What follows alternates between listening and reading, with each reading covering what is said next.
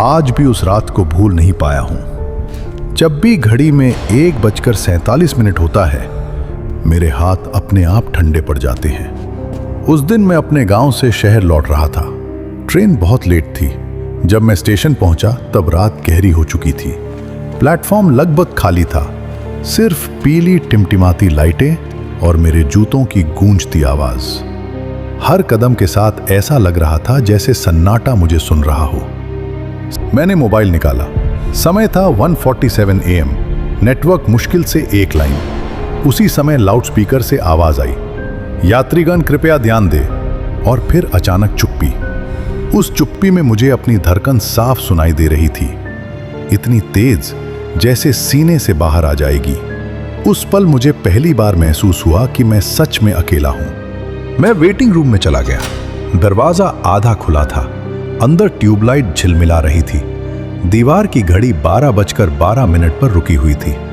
उस घड़ी को देखकर अजीब सा एहसास हुआ, जैसे समय यहां चलता ही नहीं। मैं बेंच पर बैठ गया। लोहे की ठंडी सतह ने मेरे हाथों की गर्मी खींच ली। तभी पीछे से दरवाजा अपने आप बंद हो गया। मैंने खुद को समझाया कि शायद हवा होगी, लेकिन अंदर हवा नहीं थी, सिर्फ सन्नाटा था। कुछ मिनट बाद मुझे लगा जैसे कोई बाहर घिसटते हुए चल रहा है। आवाज धीमी थी लेकिन साफ थी। मैं खिड़की तक गया। बाहर अंधेरा था, कोई नहीं दिखा। जैसे ही मैं वापस मुड़ा, मेरे कान के बिल्कुल पास किसी ने बहुत धीरे से कहा, सुनो। मेरे पूरे शरीर में सिहरन दौड़ गई। मैं तुरंत पीछे मुड़ा। कमरा खाली था, लेकिन मुझे यकीन है वो आवाज सच में थी। अब मेरा डर बढ़ चुका था। मैं खुद को शांत करने की कोशिश कर रहा था।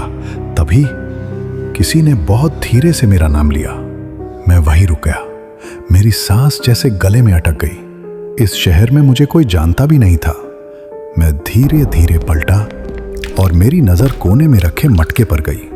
वो हल्का हल्का हिल रहा था, जैसे किसी ने अभी अभी उसे छुआ हो। अचानक ट्यूबलाइट बंद हो गई।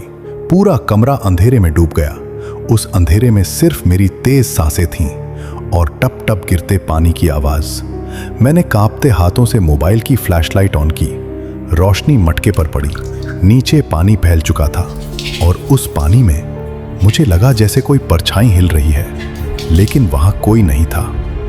मैं डर चुका था, सच में डर चुका था। मैं दरवाजे की तरफ भागा। दरवाजा पहले नहीं खुला। मैंने पूरी ताकत लगा दी। अचानक वो खुल गया और मैं बाहर प्लेटफॉर्म पर आ गया। लेकिन बाहर सब बदल चुका था। धुंध थी, लाइटें लगभग बुझ चुकी थीं और स्टेशन पहले से भी ज्यादा ठंडा, ज्यादा खाली, ज्यादा अजीब लग रहा था। मुझे साफ महसूस हो रहा था कि कोई मेरे पीछे है। कदमों की आवाज मेरे कदमों से अलग थी। मैं रुकता तो वो भी रुकती, मैं चलता तो वो भी चलती। मेरे अंदर हिम्मत नहीं थी पीछे मुड़ने की। तभी लाउडस्पीकर से आवाज आई, ये स्टेशन अब बंद हो चुका है। उस आवाज में कुछ अजीब था, जैसे वो मेरे लिए ही बोली गई हो। इसके बाद सब कुछ धुंधला हो गया। मुझे बस इतना याद है कि मैं गिर गया था। जब आंख खुली तो सुबह हो चुकी थी। स्टेशन सामान्य था, लोग थे, आवाजें थीं। मैंने खुद को समझाया कि शायद वो सब एक बुरा सपना था। लेकिन जब मैं पानी के नल के पास गया और नीचे देखा तो मेरा प्रतिबिंब दिखाई नहीं दे रहा था। मैंने शीशे में देखा, वहां मैं था ही नहीं। तभी अनाउंसमेंट हुई, रात 1:47 की दुर्घटना में एक अज्ञात यात्री की मृत्यु हो गई थी। मेरे कानों में आवाज गूंजती रह गई। मैं नोटिस बोर्ड के पास गया। वहां अखबार की एक कतरन लगी थी। तस्वीर धुंधली थी, लेकिन कपड़े वही थे जो मैंने पहने हुए थे। उस पल मुझे समझ आ गया, शायद मैं उस रात स्टेशन से गया ही नहीं। शायद मैं अब भी वहीं हूं। आज भी जब रात में 1:47 होता है, मुझे वही कदमों की आवाज सुनाई देती है, वही फुसफुसाहट, अगला यात्री। और मुझे लगता है मैं अकेला नहीं हूं। शायद अगली बार वो तुम हो सकते हो।